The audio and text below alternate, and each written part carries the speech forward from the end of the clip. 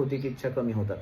जे इथं सांगितलंय भौतिक इच्छांचा त्याग करायचा म्हणजे त्याग तर होऊ शकत नाही, कारण आपण तेवढे शुद्ध नाही आहोत. पण त्या इच्छा जर भगवत सेवेमध्ये लागल्या तर मात्र तीव्रता कमी होते. इंद्रिय तृप्तीची तीव्रता हळूहळू कमी होते. आणि त्याच्यासाठी नाम जप सांगितलेला आहे, त्याच्यासाठी सत्संग आहे, त्याच्यासाठी श्रवण आहे, त्याच्यासाठी भागवत कथा आहे, त्याच्यासाठी शास्त्र आहे, त्याच्यासाठी कृष्ण प्रसाद आहे, त्याच्यासाठी भगवंताची सेवा आहे. अनेक गोष्टी आहेत. आणि त्या गोष्टी आपण केल्यानंतर मग ह्या इच्छातून आपण पूर्णतः बाहेर पडू भौतिक इच्छातून. मग एकच इच्छा राहील, ती म्हणजे सेवेची, भगवत सेवेची. जे शुभ मार्गाचा अवलंब करीत आहेत त्यांच्या 3 श्रेणी करता येतात. पहिली श्रेणी भौतिक सुख समृद्धीचा उपभोग घेत शास्त्रोक्त विधिविधानांचे पालन करणारे. काही जण भोग घेतात आणि शास्त्राचं पण पालन करतात. दुसरा आहे संसारातून मुक्त होण्याचा प्रयत्न करणारे. आणि तिसरा आहे कृष्ण भावनायुक्त भक्त. तर काही जण केवळ संसारातून मुक्त होण्याच्या प्रयत्नात असते की आम्हाला मुक्ती प्राप्त करायची, मग ते भक्तीला जास्त व्हॅल्यू कधी देत नसतील. पहिल्यामध्ये पण तसंच आहे, कधी ते भक्तीला भक्ती प्रॉमिनंट नाहीये हे वरचे 2 क्लासेस. तिसरं आहे काय, कृष्ण भावनायुक्त. That means he is always doing Krishna bhakti. जे काही करायचंय पहिलं प्राधान्य त्याचं कशाला असणार आहे, कृष्ण सेवा, कृष्ण भक्ती, आणि मग बाकीच्या गोष्टी.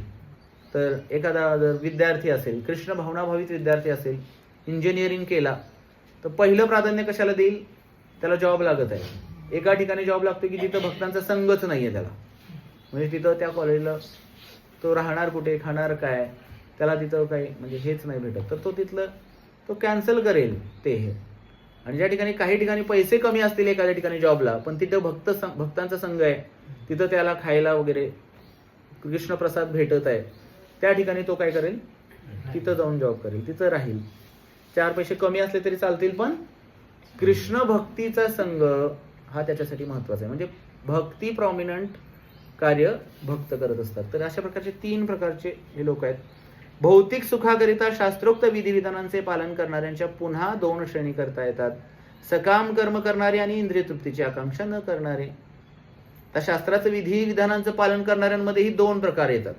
काय सांगितलं, पहिला प्रकार की आसक्ती ठेवून काम सकाम की हे पाहिजे म्हणून एवढं नियम करतो, वैभव लक्ष्मीचं व्रत करतो, महाशिवरात्री आली आता आणि हे पण करतो, उद्याच महाशिवरात्री आहे, तर कधी कधी शिवजींच्या नावाचं बरेच जण जप करतात किंवा शिवजींची जास्त पूजा करतात. 16 सोमवारांचं व्रत करतो. कशासाठी, शिवजी आशुतोष आहेत, लगेच प्रसन्न होणार आहेत. म्हणजे कृष्ण नाही सांगता येतो काय, कृष्ण काय करतात, हरिष्ये तद धनम यस्याहम अनुगृह्णामी. भगवान म्हणतात मी ज्याच्यावरती कृपा करतो पहिली गोष्ट काय करतो, त्याचं धन हिरावून घेतो. हरिष्ये तद धनम भागवतामध्ये सांगितलंय. म्हणजे सगळ्या लोकांचं असं करत नाहीत बरं का भगवंत, ज्यांची दृढ श्रद्धा आहे. नाहीतर लोक यायचेच नाही, तर चांगलं नको यांच्याकडे जायला, धन हरून. ज्यांची दृढ श्रद्धा आहे त्यांचं धन हरून घेतात भगवंत. कारण भगवंतांना माहितीये की ह्याच्याकडे अजून धन राहिलं तर हा त्याच्यातच गुंतून राहील. पण हरून घेतलं, ज्याने पूर्णतः समर्पण केलेलं आहे भगवंतांना, कारण थोडीफार आसक्ती असते त्या लोकांना, तेवढी आसक्ती काढून टाकली की लगेच तो माझ्याकडे येईल. भगवंतांना माहितीये कुणासाठी काय कधी कुठल्या वेळी करायचं हे भगवंतांना बरोबर माहिती आहे. त्यामुळे भगवंत तसं म्हणतात. पण शिवजी भोळा सांब म्हटलंय त्यांना, भोळे आहेत, जास्त काही करत नाहीत. आशेश्वर, आशितोष, आशेश्वर, आशा पूर्ण करणारे आहेत आणि लगेच इच्छा पूर्ण करतात. कारण का, ते नेहमी चतुर्मुखी ब्रह्मा बोले कृष्ण कृष्ण हरे हरे, पंचमुखी शिव बोले राम राम हरे हरे. त्यांना नेहमी राम नाम जप करायचा असतो, राम राम राम राम राम जप करत असतात. आणि मध्येच कोणीतरी भक्त येऊन त्यांना जर डिस्टर्ब करायला लागला की मला हे पाहिजे म्हणून तो भक्ती करायला लागलाय, मग ते लगेच तथास्तु घेऊन टाक बाबा, पण जा इथून, मला माझं भजन करू दे. एवढे शिवजी हे आहेत. म्हणजे वैष्णवानाम यथा शंभू असं म्हटलेलं आहे. शिव कसे आहे, वैष्णवानाम यथा शंभू. तर आपल्या सर्वांना माहिती आहे गुजरातचे संत नरसिंह मेहता घरामध्ये काही भांडण झालं म्हणून एका जंगलामध्ये गेले. शिवजींचं मंदिर होतं. खूप वाईट वाटलं होतं घरच्यांनी एवढं बोल लावले म्हणून आणि रडत होते. त्या शिवलिंगावरती डोकं ठेवून रडायला लागले आणि शिवजींना अश्रूंचा अभिषेक झाला. पार्वती माता म्हणते देवा बघा हो बिचारा अश्रूंनी अभिषेक घालायला लागलाय तुम्हाला, बघा त्याच्याकडे जरा काहीतरी करा. देव म्हणतात मला माहित नाही का तो रडत आहे ते, बघा चला जाऊया म्हणे. तर शिवजी लगेच चला देवीने इच्छा केली तर आपण गेलं पाहिजे. आणि शिवजी समोर प्रकट होतात, म्हणतात बोल काय हवंय तुला. आता हे फार हुशार होते. ते काय म्हणाले, तुमच्याकडे जी सर्वात मौल्यवान गोष्ट आहे ती मला द्या. शिवजी विचारात पडले. बघून तर वाटत नाही एवढा हुशार, पण एवढी बुद्धी चालवली. तुमच्याकडे जी सगळ्यात मौल्यवान गोष्ट, आता शिवजींकडे सगळ्यात मौल्यवान गोष्ट काय आहे, कृष्ण प्रेम, भगवान श्रीकृष्णांची भक्ती ही सगळ्यात मोठी गोष्ट आहे त्यांच्याकडे. त्यांचे आराध्य आहेत भगवंत.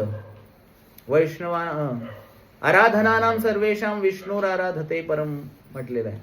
तर ते शिवजी सुद्धा भगवंताची आराधना करतात, राम नामाचा जप करतात. आणि तेच शिवजी हनुमानजींच्या रूपामध्ये सुद्धा रामलीलेमध्ये येतात. आणि मग ते शिवजी द्यायचा काय विचार करतात की माझ्याकडे सगळ्यात सर्वोच्च गोष्ट काय आहे, कृष्ण भक्ती. तर त्यांना काय करतात, तिथून जिथं शिवजींनी दर्शन दिलं होतं तिथून त्यांना घेऊन जातात. कुठे, गोलोक वृंदावनामध्ये, ज्या ठिकाणी भगवान श्रीकृष्णांची रासलीला चाललेली होती तिथं घेऊन गेले आणि ते रासलीला त्यांना दाखवली डायरेक्ट नरसिंह मेहताने. आणि त्यांनी जेव्हा ती रासलीला बघितली प्रेमाश्रू व्हायला लागले त्यांच्या हृदयात, पुलकित झालं त्यांचं शरीर. हरी बोल हरी बोल हरी बोल. आणि रासलीलेमध्येच मग्न झाले ते पण. आणि त्यांना प्रेम भक्ती प्राप्त झाली. तर शिवजींची जर खरी कृपा एखाद्यावरती झाली तर काय होते, कृष्ण भक्ती कृष्ण प्रेम त्या व्यक्तीला प्राप्त होतं. हे आहेत भगवान शिव. वैष्णवानाम यथा शंभू. तर ह्या जेव्हा आपण उद्या तुम्ही उपवास सगळे आपण करणार, मी तर करणार आहे. नरसिंह मेहता जे मंदिर आहे पूर्णपणे मोमेडियन मोहल्ल्यामध्ये, आजूबाजूला सगळे मोमेडियन. एकच आहे तेवढं एक पंडित राहतो आणि ते पंडित आहे, बाकी सगळे मोमेडियन आहेत. आणि हिंदू एक वट आहे. जाऊ द्या असू द्या, काय 3 वेळा तिथे येतात. काही हरकत नाही. वर्षातून 3 वेळा तिथे येतात. तर भगवंत येतात कारण त्यांचं प्रेम आहे. तर त्यामुळं शिवजींकडे उद्या जेव्हा तुम्ही उपवास कराल तर काय मागणं मागायला पाहिजे, कृष्ण भक्ती आम्हाला प्रदान करा. आणि एखादा शुद्ध भक्त असेल त्याला जर इच्छा, तर देवी देवताही तेच प्रदान करतात त्यांना. तर पंचोपासना केली जाते, सूर्योपासना ही आहे, त्याच्यामध्ये गणपतीची आराधना काही जण करतात. तर ह्या सगळ्या आराधनांचा एकच विषय आहे की आपणाला कृष्ण भक्तीपर्यंत पोहोचायचं. त्यामुळे जरी आराधना केली तर त्यांच्याकडे मागणं हेच मागावं. जसं गोपींनी पण कात्यायनी देवीची आराधना केलेली होती आणि मागणं मागितलं, कात्यायनी महामाये नंद गोपसुतम देवी पतींनी कुरुते नमः. तर आपण ही उद्या हे आहे महाशिवरात्री आहे. तर ॲक्च्युली माझ्या लक्षात नाही आलं, त्याच्यावरती क्लास घ्यायला पाहिजे होता पुढे. ठीक आहे, उद्या क्लास घेऊ आपण महाशिवरात्रीचा संध्याकाळी. डिटेल सगळं शिवजींविषयी ऐकू शकतो. थोडं भागवतून वाचून पूर्ण क्लास उद्या शिवजींवरती घेऊया. तर झालं का तात्पर्य, पूर्ण नाही झालं? कुठेपर्यंत आलं? भौतिक सुखाकरिता वाचा पुढचं मला. भौतिक सुखाकरिता शास्त्रोक्त विधी विधानांचे पालन करणाऱ्यांच्या पुन्हा 2 श्रेणी करता येतात. सकाम कर्म करणारे आणि इंद्रिय तृप्तीची आकांक्षा न करणारे. जे इंद्रिय तृप्तीकरिता सकाम कर्मे करतात ते जीवनाच्या उच्चतर अवस्थेत किंवा उच्चतर लोकांमध्येही उन्नत होतात. परंतु तरीही असे लोक संसारातून मुक्त झालेले नसल्यामुळे ते वास्तविक शुभदायक मार्गाचे अनुसरण करीत नसतात. बस. तर या ठिकाणी म्हणले की 2 प्रकारचे लोक, त्यामध्ये इच्छा ठेवून करणारे, भक्ती करणारे, शास्त्रविधानाचं पालन करणारे, आणि काही जणांची इच्छा नसते. भगवत भक्तीमध्ये ते पूर्णतः तल्लीन झालेले असतात, साधू संन्यासी. आणि मग त्यामुळे काय म्हणले पुढं, उच्चतर अवस्थेप्रत आणि उच्चतर लोकांमध्ये उन्नत होतात, परंतु तरी सुद्धा मुक्त झालेले नसल्यामुळे वास्तविक शुभदायक मार्गाचे अनुसरण करत नाहीत. ज्या क्रिया आपल्याला मुक्तिपथावर नेतात त्याच केवळ शुभदायक क्रिया आहेत. ज्या क्रियांचा उद्देश आत्मसाक्षात्कार किंवा देहात्मबुद्धीतून मुक्त होणे हा नाही, त्या क्रिया मुळीच शुभदायक नसतात. कृष्ण भावनाभावित कर्म हेच केवळ शुभदायक कर्म आहे. आणि जो स्वेच्छेने कृष्ण भावनेमध्ये प्रगती करण्याकरता सर्व शारीरिक दुःखे सहन करतो त्याला तपोनिष्ठ परिपूर्ण योगी म्हटले जाते. परिपूर्ण योगी कोण आहे? जो भगवंताची भक्ती प्राप्त करण्यासाठी, कृष्णांना प्राप्त करण्यासाठी बाकीच्या सगळ्या नियमांचं पालन करतो, उल्लंघन कधीही करत नाही त्याला. आणि मग बाकीच्या गोष्टी कधी कधी मग आम्हाला वाटतं की चला थोडंसं एन्जॉय करायला काय हरकत आहे, काय हरकत आहे, थोडं बाहेर गेलं की काय तर